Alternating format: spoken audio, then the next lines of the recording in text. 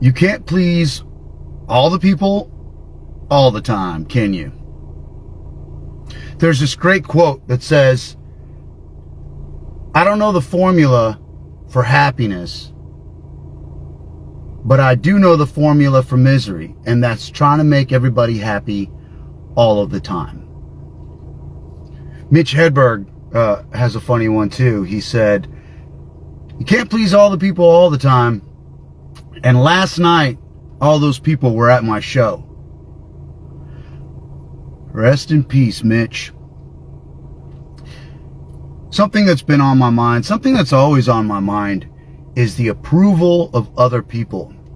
And I know it doesn't seem like that because I'm this guy that doesn't give a shit about anything, and that's not true. I give a shit about everything. See, most people like me develop an exoskeleton because we're so squishy inside. And we kind of have to have this fuck you shield to get people to not get too close too fast, to not get too comfortable too fast, because we're natural empaths and everything gets on us. Everything we touch, every interaction, everybody gets on us. And it's too much. We're overstimulated. We feel everybody's expectations. We feel everything that everybody around us might be thinking about us, about things.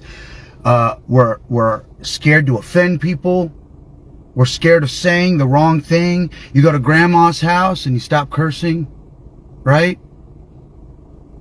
You go to church and you've got the way you behave in church is not necessarily the way you're going to behave at the bar. You've got different versions of yourself that you kind of cater, not just me, but you, everybody. And you go to work, you behave a certain way because you understand that there's a hierarchical structure that you have to respect. And even if your boss is the kind of guy that you can tell dick and fart jokes to, you're still gonna not talk to him or her the same way that you're gonna talk to somebody that's on the same level as you,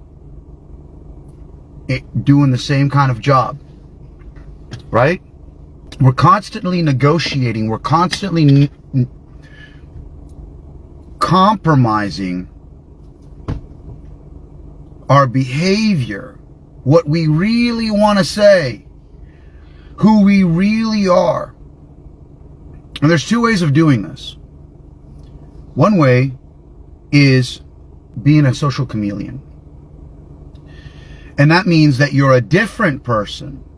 So you're compartmentalized, and I like that word, I know I use it a lot, but you're compartmentalized. To this person, you're this person. To this person, you're this person. To this person, you're this person. But this is a disingenuous way. A lot of people are like this. And you'll notice that a lot of people that cheat and steal and lie a lot, they're this kind of person, the social chameleon.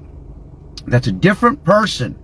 So when you talk about that person to somebody else that knows that person, they're like, that's not the Bob I know. Well, that's literally not the Bob you know, because Bob is a different person when he talks to that person, and he's a different person when he talks to you. And people with integrity are not like that. They're integrated. They're more like a Venn diagram, right? They're more like you are here in the middle, right? If you got like a little vesica Pisces, you keep your core, and you can have all these little diagrams. I am at my grandma's house. I'm at church. I'm at the bar. I'm on stage. But all those meet like a flower of life pattern, right? And I could draw parallels to that because there's lots of valid microcosmic parallels. But I'm not going to go in that direction. You want your core to be genuine. You want to be who you really are. All the time and all versions of the things that the different levels, the different layers of life. You want to keep your core always. And the best way to do that, obviously, is to be a genuine person, is to be always coming from a genuine place. And I'm not here to give anybody a pep talk. It's just I need these videos to kind of go through my own process. And I deal with this thing with my audience all the time. The last video I made was a political video, primarily a political video. And this, I'll bring this back to politics also, because I think on personal, and then I go outwards. How does this affect the world? I always think in those kind of layers. And I think about my audience and the people that just watch me. Some watch passively, some watch religiously, some know everything there is to know about me, some know nothing and are seeing this video for the first time. And I think about what people expect of me all the time. Every time I press go live, or every time I record, or every time I edit a video, think about like, oh, people are going to expect this and they're going to be disappointed if I do that. But then you know what I do?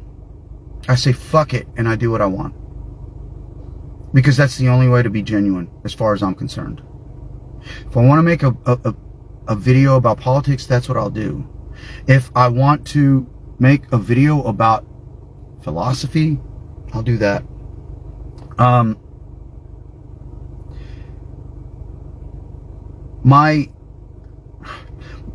Our whole lives are based on little programs we received from different people.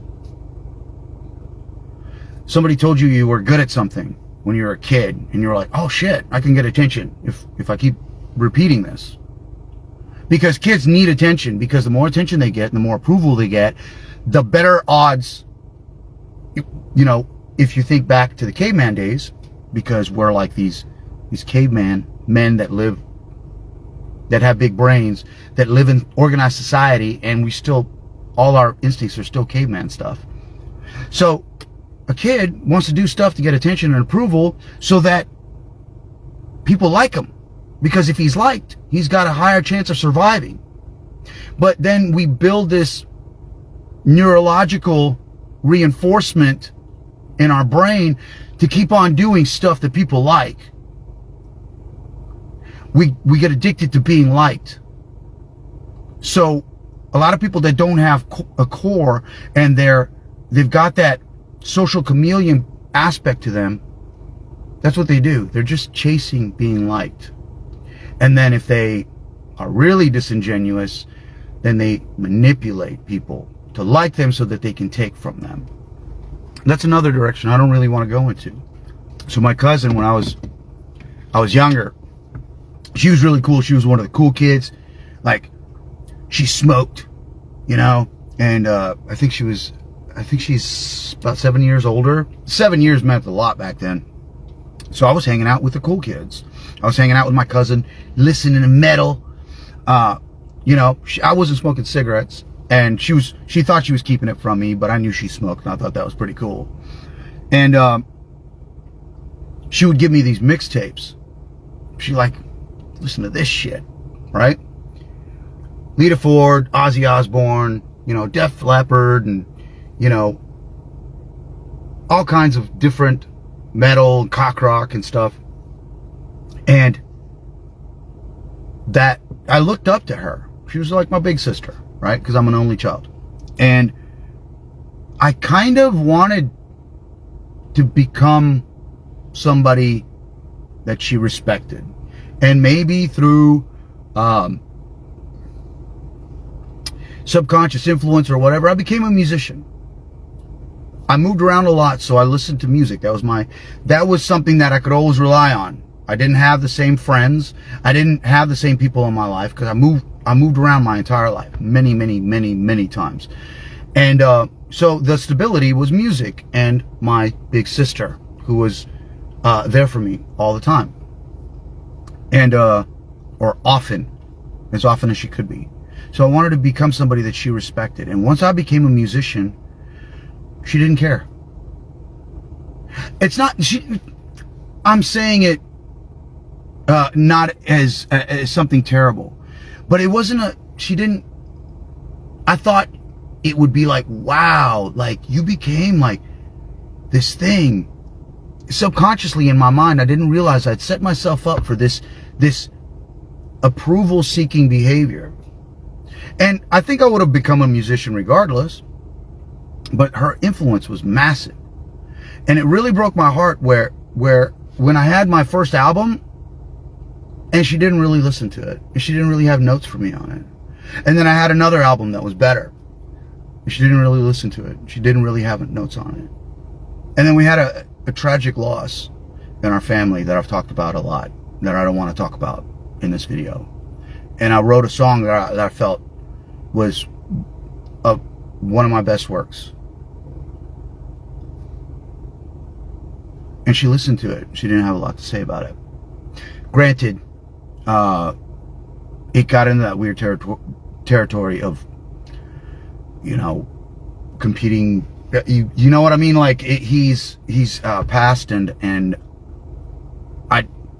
the whole thing was even weird to be like, hey, what do you think of my song? Like, it's not even proper. It's weird that I'm talking about it right now as I'm saying it out loud. So, but I never got the approval that I thought I wanted, that I no longer need at this point. But it took that realization. My mother's the same thing. I grew up talking philosophy, talking about parallel dimensions, talking about the deepest things. We'd stay up, the TV on, and we'd end up like turning the TV down because we would just talk about philosophy and religion and politics and everything the kind of stuff that I talk about now, which is cross-contextualizing everything and how this might relate to this and this might relate to this, and it's all mixed together, and it's all one thing. It's not separate things. Everything influences everything else. And now she thinks I'm crazy. I love her. She loves me. We agree to disagree on a lot of stuff, but she thinks that I'm just, you know, I've gone on the internet and I believe everything I read. That's kind of her position, because where most people's line stops is where they start finding out about the true evil in the world, right? When you get into the trafficking, the true evil, and people go, nope, I'm capped out. And one of the things that made me realize and made me stop pushing was we were talking about 9/11 one time, and she said, I refuse to believe. She got mad at me for suggesting that this could be an inside job. And she said, I refuse to believe that there's that kind of evil in the world. And then I understood that, okay, I understand. There's people that can't break past that barrier. And I think for the most part, it should be respected. There's a lot of things there's a lot of ways that you can wake people up without forcing them through the wall, because they'll resent you for it. People are going to wake up. People are waking up now. You know, my dad's one of them, and she's very slowly waking my mom up, and it's great. And I'm not complaining, and I don't want anyone to get mad at me if it gets back to anybody. I love everybody. Everything's fine. I'm just using these as examples. Speaking of my father, very quiet guy. You know what I mean? Really funny growing up. You know, he's always fucking around. He's always messing with my son and messing with him and everything like that. I think joking around and playing is really important, because it works on different levels. And especially sarcasm. When you say something sarcastic and you mean the exact opposite, right? The literal meaning is the exact opposite of the actual meaning. And it gets people to think on different levels. And he was a lot like that. And I learned to read him I learned to read him through his body language and his grunts. You know, he had the cigarette and he'd be working on the car. And if he'd ask me for a tool and I didn't know which one it was, he'd get mad, right? You know, old school, right? Boomer days kind of stuff. Go inside to your mother. Maybe she can show you how to cook something, right? And at the time, stuff like that hurt my feelings. But I understand it now. It's all good. But I was always seeking my dad's approval because my dad worked with his hands. And I work with ideas. The same way. I engineer ideas. So what I didn't understand and what he didn't understand and what we both mutually understand now is that we are very much the same, but we use different things. We design different things. I design videos. I streamline ideas. He does this with physical things. He's a mechanical engineer. And that same mind is in me. But I always look to get my dad's approval, and he's not, not a man of a lot of words. And even now, even today, he's just always doing. He's always got to work with his hands. That's what the kind of man he is. And I completely respect him. But I always want to work with ideas. I'm not attracted to working with my hands, even though I do that a lot too. But that's out of necessity. I have to change my wife's tire. I have to change her battery today. I have to build the fence.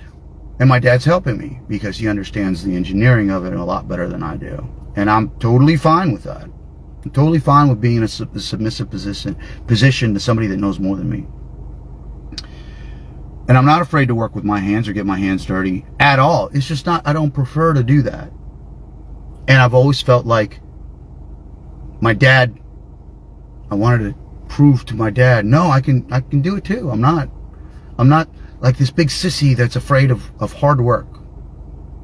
And I've framed houses and I've moved furniture and appliances for a living and stuff like that. All that stuff completely out of sight. So when you tell these things, when you explain your day to somebody like my dad, he's like, whatever.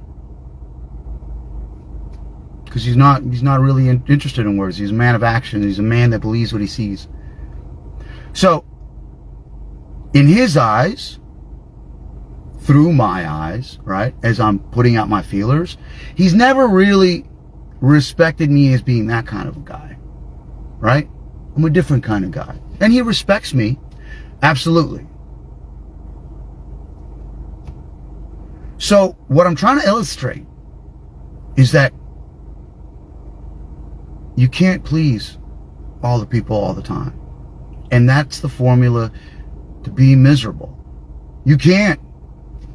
Even if you please somebody, 9 other people are going to be disappointed in you. You're going to do the wrong thing. You're always going to be the bad guy to somebody. Because everybody thinks that they are the good guy. Everybody thinks that they are the protagonist in their story. And everybody else that thinks something else is the antagonist. You're the villain in somebody's story. All the time. From the beginning of your life to the end of your life. And even after your life, they'll be talking shit. So the secret is, do you. I'm afraid all the time. Like, I'm wearing a Skull and Crossbones t-shirt. And somebody's going to say, oh, fucking, you guys listen to Vlad? Well, he's throwing up gang signs. Or I saw him make the OK sign. There's a picture from in his 20s when he's throwing up horns. Like, he's clearly Illuminati. He's clearly controlled opposition. I think about shit like that all the time. Fuck. But then I preach discernment. I tell you to just follow your heart.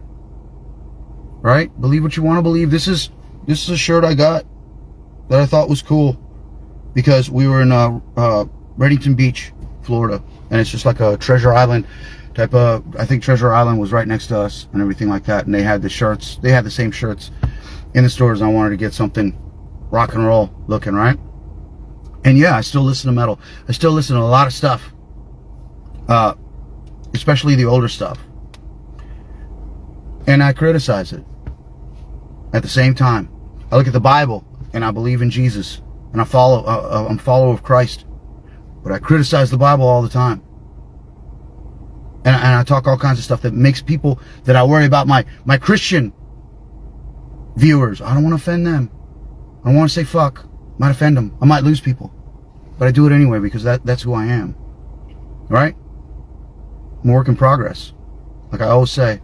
And I'm an imperfect work. And I'm okay with being imperfect. And I'm okay with being inconsistent. Sometimes I'm just a complete asshole. And sometimes I'm really soft and squishy. Sometimes I'm my layer of protection, and sometimes I'm this soft wuss that everyone thinks I am. And I'll lay down on the floor with my son and play and pet on my dog and be completely fine. I don't care if I'm perceived as just like this weak person. Whatever. I'm imperfect. I've done so many stupid things in my life. Can't even count them. But I accept that shadow of myself. Because in duality, because we're incarnated in duality, the shadow comes with the light. And you can't avoid your shadow. You can't avoid doing your shadow work. And it's not about, the Satanists believe that you have to go both extremes. No. The shadow is there to just let you feel that resistance. It's not, you want to go into the shadow to find your shame and process it. Pull it out and process it. And accept the fact that you were doing your best with where you were at in life at the time, with the cards that you were dealt, and what you knew about the game at the time when it happened. And that version of you was a younger version, a child version of you, and now you're an older version of you, the parent version of you. And love that child and understand that he just didn't know any better. Just like I would love my son, my 5-year-old son that does something stupid. He's not evil. He shouldn't be ashamed of it. He just didn't know. Process this stuff. Go into the shadows. Go and do your shadow work. And love that ignorant kid version of you that did something stupid, and forgive yourself that version of you, and do better, and have that core integrity, and know that the shadow work is necessary. You can't be this fake person that just tries to please everybody all the time and never do anything wrong and never test the barriers, because it's a gray zone, right? Here's the light, here's the shadow, and it gradually fades into a gray zone. There's no line. The line is your discernment. The line is the narrow.